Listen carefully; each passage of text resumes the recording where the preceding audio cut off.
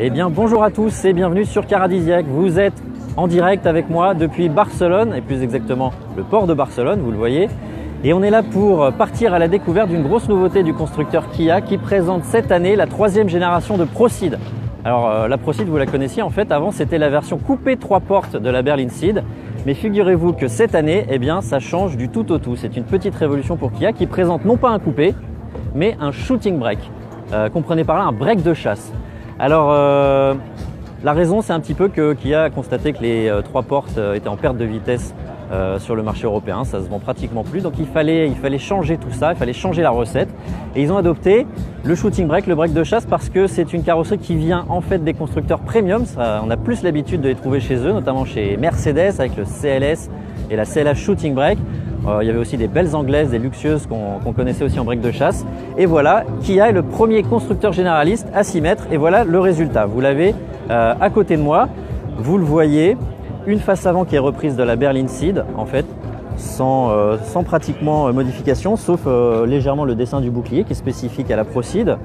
Mais c'est surtout, vous voyez, cette ligne de toit, ce pavillon qui est fuyant et qui descend comme ça jusqu'aux épaulements de la voiture. C'est assez joli. On retrouve ici l'aileron de requin inversé que l'on trouvait sur le concept ProSeed qui avait été présenté au salon de Francfort en 2017. Un petit détail de style assez sympathique.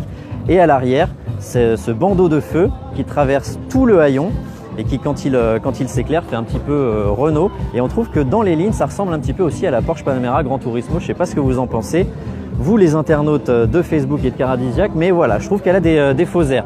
Le volume de coffre, 594 litres.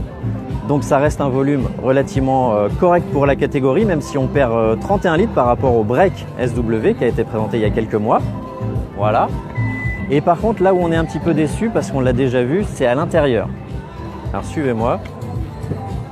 On a une carrosserie qui est très personnalisée, très spécifique, et pourtant à l'intérieur, eh ben, on constate qu'il y a très peu de différence par rapport à la berline Seed. Voilà, c'est pas personnalisé, le tableau de bord est repris intégralement. Il y a quelques petites différences, seulement le volant à méplat, les sièges qui sont spécifiques à cette finition, les seuils de porte ici métallisés et quelques monogrammes GT ou GT Line selon le niveau de finition. Voilà, je trouve que c'est un petit peu décevant, c'est-à-dire qu'ils n'ont pas été jusqu'au bout. La carrosserie super originale, très nouveau dans la catégorie, et par contre un intérieur qui est repris de la berline. C'est un petit peu dommage.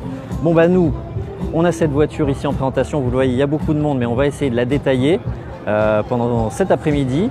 Et je vous invite à me retrouver sur Caradisiac pour un sujet complet qui parlera des moteurs, des équipements en plus, dès la fin de journée sur Caradisiac. En attendant, je vous laisse encore quelques secondes regarder cette ProSeed et vous faire un petit peu à l'idée que les constructeurs généralistes et même les Coréens savent innover.